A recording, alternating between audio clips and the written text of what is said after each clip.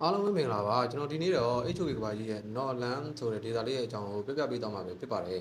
ကျွန်တော်ရဲ့ channel လေးကို like and subscribe နဲ့ notification မနှိပ်ခဲ့ရသေးရင်လည်းနှိပ်ခဲ့ပေးကြအောင်နော်ကဲစလိုက်ကြရအောင်ဗျာ Northland ဆိုတဲ့မြောက်ဘက် data ကျွန်းဟာ Primera ရဲ့အနောက်ဆုံးမြောက်ဘက်မှာတည်ရှိတဲ့ data တစ်ခုပေါ့မြို့ရသည်နဲ့နေရာသည်တွေမှာလည်းခြေပြားနဲ့မြက်ခင်းမိနေတဲ့ဖုံးလန်းနေတဲ့နေရာတစ်ခုဖြစ်တာပေါ့စောင်းရသည်ဆိုတဲ့အချိန်တစ်ခုကိုရောက်ရင်လည်းအလုံးအေးခဲမှုတွေနဲ့ရင်ဆိုင်ရတဲ့ data တစ်ခုဖြစ်ပါတယ်အဲ့ဒီနေရာမှာတော့ရှေ့ခေတ်ကပြောင်းရွှေ့လူမျိုးတွေရဲ့မျိုးဆက်တွေနေထိုင်လာခဲ့ကြတာပေါ့သူတို့တွေကမရေမတွက်နိုင်တဲ့လူမျိုးစုများအဖြစ်ကွဲပြားနေပြီးတော့ကျန်တဲ့ရေးကြလာတဲ့ဆောင်းရာသီရဲ့ရာသီဥတုတွေနဲ့ဆင်းရဲမွတ်တင်မှုတွေကိုနှစ်ပေါင်းများစွာရင်ဆိုင်တိုက်ခိုက်လာခဲ့ကြပါတယ်။ကြီးမားခိုင်ခန့်လာတဲ့မာဒရိုင်းဂရီရောကြောင့်လည်းသူတို့တွေကတောင်ဘက်ဒေသသို့ပြောင်းရွှေ့လို့မရပဲတားဆီးပိတ်ပင်ခြင်းခံရပါတယ်။မြောက်ဘက်ဒေသမှာနေထိုင်ကြတဲ့သူတို့လူမျိုးတွေကဝင်းမလူတွေရဲ့ရိုးရာဓလေ့အပေါ်ခိုင်ခိုင်မာမာယုံကြည်ကြည်နဲ့ကိုးကွယ်ခဲ့ကြပါတယ်။ဒီနေ့မှလည်းခေါင်းဆောင်ကောင်းတယောက်ပေါ်ထွန်းလာပြီးတော့သူတို့ရဲ့မြောက်ဘက်ဒေသကိုစီးလုံးညွညွအောင်ဥဆောင်နိုင်လိမ့်မယ်လို့ယုံကြည်နေကြပါတယ်။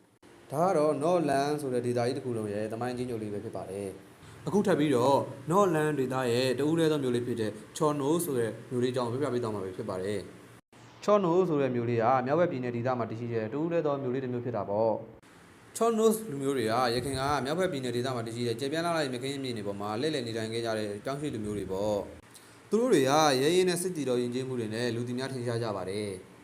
သူတို့တွေကကြားမမေစစ်တီတော်ပြတာဝန်ထမ်းဆောင်ကမကြာခဏဝင်လွေအုပ်စုတွေနဲ့တည်ရှိနေတတ်ပါတယ်။ရာသီဥတုပြင်းထန်လာတဲ့ဆောင်းရာသီအကူးပြောင်းကာလတွေမှာ Chornos လူမျိုးတွေကအေးတဲ့အောင်မခံနိုင်ကြပဲတောင်ဘက်ဒေသသို့ပြောင်းရွှေ့လာခဲ့ကြပါတယ်။အဲဒီလိုပြောင်းရွှေ့လာခဲ့ကြပြီးတော့ Chornos လူမျိုးတွေကဘုံမြေပြန့်ဒေသကိုအကြိမ်ကြိမ်တိုက်ခတ်ခဲ့ကြပါတယ်။အစောပိုင်းကာလတွေမှာတော့ဘုံမြေပြန့်ဒေသမှာနိုင်ငံငယ်တွေကလည်းပြည်တွင်းစစ်တွေနဲ့နှချမ်းကွဲနေခဲ့တာပေါ့။ဒါပေမဲ့ Chornos လူမျိုးတွေရဲ့ချင်းချောက်တိုက်ခိုက်မှုကိုရင်ဆိုင်လာရတဲ့အခါမှာတော့အားလုံးညီညီညွတ်ညွတ်နဲ့စစ်ပင်ချင်းရန်ညှိနှိုင်းဆောင်ရွက်ခဲ့ကြပါတယ်။အဲဒီစစ်ပင်ချင်းစာချုပ်မှာတော့ဘုံမြေပြန့်ဒေသများအတွက်များပြားလာတဲ့စပားတွေပိတ်စာအဝတ်ထည်တွေနဲ့လက်ဆောင်ပနာတွေဆက်တာရမယ်ဈေးစကားကြီးမားစွာတွေကိုပိတ်ဆက်ခဲ့ရပါတယ်။သဘောတူညီမှုအခြေအနေတရားအနေနဲ့လည်းဘုံမြေပြန့်ဒေသမှာ Florida မင်းသမီးကို Chornos လူမျိုးတွေကသူတို့လူမျိုးတွေရဲ့ရိုးရာနာဖျားတံသို့ဆက်တာရန်သူတို့ရဲ့တန်ရှင်းရာဒေသဖြစ်တဲ့ White Ocean ကိုဆေးလွတ်ခဲ့ပါတယ်။ Chornos လူမျိုးတွေရဲ့ယုံကြည်ရတာ၎င်းတို့ရဲ့နာဖျားတံမှာမင်းကတော်တစ်ပါးကိုရစ်ပို့တော်ခြင်းကဖျားတွေရဲ့ကြောက်ရွံ့လာခြင်းကိုခံရပြီးတော့လူမျိုးစုအားကာကွယ်ဆောင်ရှောက်လိမ့်မယ်လို့ယုံကြည်ခဲ့ကြတာပါအဲ့ဒီဒလေးကိုတန်ရှင်းမြင့်ပြတ်တယ်လို့သတ်မှတ်ကြတော့လေအဆုံးမှာတော့ရက်ဆက်ကြမ်းကြုတ်တဲ့ရစ်ပူတော်မှုတစ်ခုဆိုတာအားလုံးလည်းသိမှာပါဖလော်ရစ်မင်းမီကိုနတ်ဖျားတွေထံဆက်တာခြင်းအနေနဲ့ရေခဲတောင်ထဲမှာအစင်ထာဝရထားရှိခြင်းကိုခံခဲ့ရပါတယ်သူမရဲ့ခန္ဓာကိုရေခဲထဲမှာထားရှိခဲ့တော့လေဒရိုင်လုံးကိုစစ်မဲ့တန်နေကြောင်းပျက်စီးခဲ့ရပါတယ်နောက်ဆုံးမှာတော့ဘုံမြေပြန့်လူမျိုးတွေက Chornos လူမျိုးတွေနဲ့သဘောတူညီစာချုပ်ကိုပယ်ချခဲ့ပြီးစွမ်းအားကြီးမားတဲ့နိုင်ငံသစ်တွေပေါ်ထွက်ရန်ကြိုးစားခဲ့ကြပါတယ်။အဲဒီနိုင်ငံသစ်တွေက Chornos လူမျိုးတွေကိုအပြီးတိုင်တုတ်တင်နိုင်ရန်ကြံစည်ခဲ့ကြပါတယ်။ဘုံမြေပြန့်ဒေသရဲ့နိုင်ငံသစ်လူမျိုးစုတွေက Chornos လူမျိုးတွေရဲ့မင်္ဂလာပွဲကျင်းပတဲ့အချိန်လူမျိုးစုတွေရဲ့စစ်တပ်ရန်ဆင်းသင်းမဖြစ်တဲ့အချိန်ဒီမှာပြင်းထန်တဲ့တိုက်ခိုက်မှုတရားကိုစီစဉ်ခဲ့ကြပါတယ်။အဲ့ဒီဖြစ်ရပ်ကိုတော့အနီအောင်မင်္ဂလာဆောင် Red Wedding အဖြစ်ကြော်ကြားခဲ့ပြီးမြက်ခင်းစိမ်းတွေပေါ်မှာသွေးအောင်ဆိုးခဲ့တဲ့အစုလိုက်အပြုံလိုက်တပ်ဖြတ်မှုအဖြစ်ထင်ရှားကြော်ကြားခဲ့ပါတယ်။တပ်ဖြတ်ခြင်းနဲ့တင်မကျင်တတ်ခဲ့တဲ့မြေပြန့်လူမျိုးတွေ